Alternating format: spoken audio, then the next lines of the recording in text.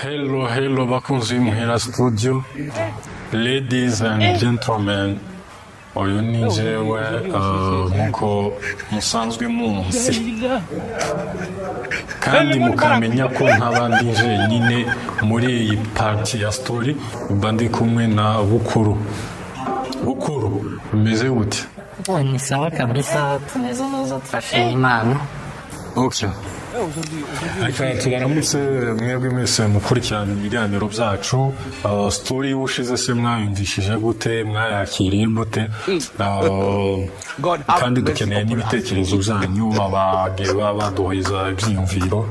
Ni sawa, tuzagenda tubameriyora, ntabwo bizahekera ahangaha gusa, tuzagenda tubameriyora story zacu kugeza ubwizo nyine muzaba mubona ko bukwiye. Rero tudatinze Bukuru, uyu munsi iyi story imeze gute? Story twazaniye abakunzi b'Imuhira Studio ni iyihe tugiye kubabwira? Story uyu munsi twabazaniye ahantu hatatu hatandukanye hagiye hatugwa n'abanyamurenge n'udusha twagiye tuhakorerwa. Umunsi turabatangira kuri story yo muri Byura. Ni ukuvuga ngo habayeho muri Byura, abantu babaye muri Byura ni muri Katanga, nimba atari muri Tanganyika, kubera Katanga bamaze kwigabura. Icyo gihe habaye abantu bari bahatuye b'abanyamurenge bitwaga abantu bakundaga kwita ngo ni Abanyabyura, kubera ariyo bari batuye aho hantu bari batuye haritwa muri Byura ariko ni Abanyamurenge. Barangize ikintu cyane udutendo abantu bakunze kugarukaho bavuga twagiye dukorwa n'Abanyabyura, bavuga ko abantu bo muri Byura aribo bantu ba mbere bambitse inka igihanga. Icyo gihe babitewe ngo nuko bari baturanye n'umuzungu ngo wari utunze inka nyinshi, noneho izo nka zitwa amabeve, zari inka zitwa amabeve. Icyo gihe bakaja kuziba, bakaja kwiba inka, bakaja kwiba, ntabwo tubita abibyi, ariko icyo gihe baje kwitiza izindi inka z'umuzungu. Uwo muzungu noneho bagafata ibirato, bakagenda bakagura ikirato bakagiconga neza, bamara kugiconga bakakizana bakacambika inka. Inka bamaze kuyitiza bayishoreye bayijanye, bakayishikana, bamara kuyishikana iyo bayijanye bakayambura cya kirato. Ni ukuvuga ngo impamvu babikoraga, impamvu bambikaga inka ikirato, ngo kwari ukuyobya uburari, kugira ngo nibaza ba nyirayo bari gushaka iyo nka batabonaho inka yagiye ikandagira ica, ngo babe bakurikirana ikirari kugira ngo bayibone inka. Nuko rero babikora Abanyabyura icyo gihe. Urakoze cyane.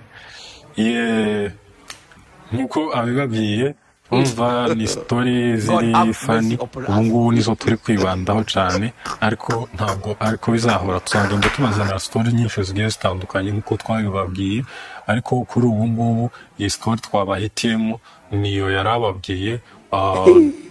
Ni story yarababwiye ahantu hatatu hagiye hatura Abanyamurenge, hanyuma n'udutendo bagiye bahakorera, cyangwa se uvuza aho hantu uhita wumva iki kintu nyine abantu baho nuko byari bimeze. Bagize gutya, bazaca umugani ngo bumwe bugatukisha bose.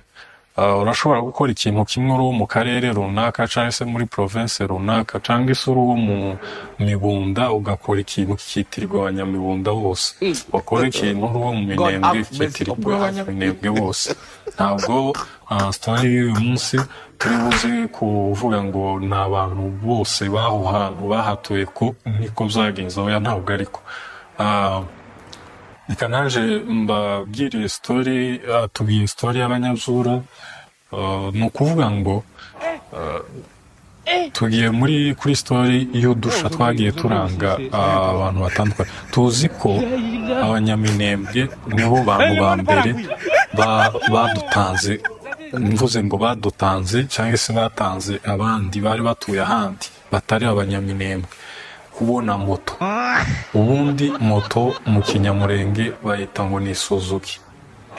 Rero umunyamurenge wa mbere wabonye Suzuki urumva yari umunyaminembwe.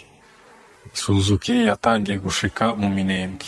Ico gihe abanyamibunda bumva Suzuki bakayumva ku makuru bayabwibwa n'abantu bagenda baremyega amasoko bavuye mu Gatanu, abandi bavuye ahandi hatandukanye, bavuye mu Minembwe gusura inshuti zabo, nibo bazanaga amakuru mu Mibunda cyangwa se ku Ndondo, bakavuga ngo mu Minembwe hageze Suzuki. Rero ava yuko Suzuki igera mu Minembwe, umunyaminembwe wa mbere yaramanutse, amanuka uriya Mushasha wose, amanuka na za Baraka, aramanuka iriya Mugwiba, aragenda amanuka ikibuvira. Maze kwikibuvira ahura n'Isuzuki, arangize arayibona arikanga, aravuga ngo aka kana k'imodoka, niwe yarazi ko kazokura kakangana n'imodoka. Aka kana k'imodoka aho kazokura kazorusha nyina kwiruka. Uwo munyaminembwe ntabwo yarazi ngo Suzuki wenda ntiyarazi ko Suzuki itovamo imodoka. We yimagina ko Suzuki izukura ikiri ntoya ikagenda ikura ikangana n'imodoka. Noneho agiye kubikompara areba ko murabizi namwe Suzuki kuntu yiruka gusumba imodoka, kurusha imodoka. Urumva rero abonye imodoka kuntu iri kwiruka, arebe Suzuki kuntu iri kwiruka, ahita avuga ngo aka kana k'imodoka igihe kazokurira kazorusha nyina kwiruka. Ni ukuvuga ngo story ikurikira ni story y'Abanyabubembe, abantu bagiye batora Ibubembe. Ni ukuvuga ngo habaye igihe kimwe ubwo Abanyabubembe ubw'Ibubembe hari hakigera teremusi bita mu cyayi cyangwa se igikoma. Abanyabubembe rero bakibona teremusi baravuze ati iyi tugomba kuyibyaza umusaruro.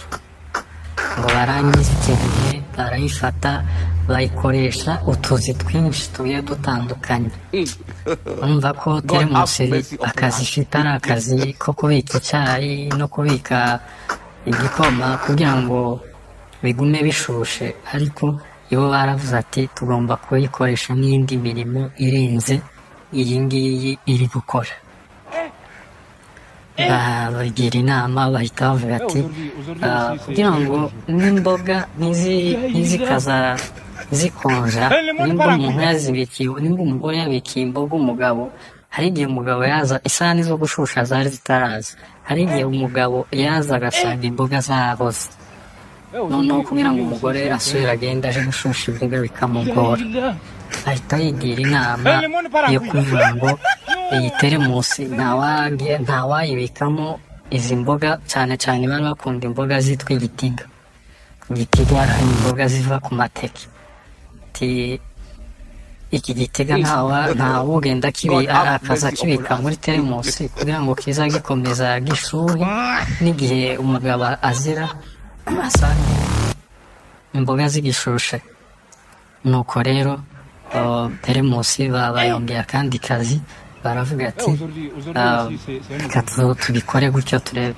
Abanyabubembe bari baziho icyo gihe gufata imboga z'igitiga bakazibika muri teremusi, barangiza imboga zikaguma zishushe. Rero ndumva story zacu, iyi story yacu uyu munsi twayirangiriza ahangaha.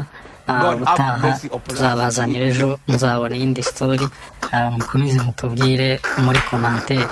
Ibi turi kubikora, hariho generasiyo y'ubu ngubu ntizi ibintu by'amastori nk'ayo, uretse ko tuzorenga no kuri izi story turazanira n'izindi zirenze izi ngizi kugira ngo murusheho kugira ubumenyi muri byose kabisa. Hanyuma mukomeze mudushigikire, iyi story ndo wayikunze usangize ubundi uheze mugenzi wawe, hanyuma mukomeze mudukurikirane, mutubwire n'ibindi bitekerezo mu makomantere. Nimba hari indi story ufite wumva twokora wayitwandikira mu makomantere cyangwa se ukatwandikira kuri WhatsApp ukatubwira tukayigukorera. Reka turangirize iyi story yacu ahangaha. Nk'uko bivuze tuzagenda tuzirambura tuzikwedura, izi ziracari ntoya nibwo tugitangira turabaha izo story ngufi, ariko tuzogenda tubazanira ibintu bigiye bitandukanye, yaba ibihe byiza, ibihe bisekeje, ibihe n'ibindi bihe byose twumva ko ari ngombwa twazabazanira, ariko nyine tubikozemo story tuzagenda tubibahiza. Rero story uyu munsi iragushimishije se?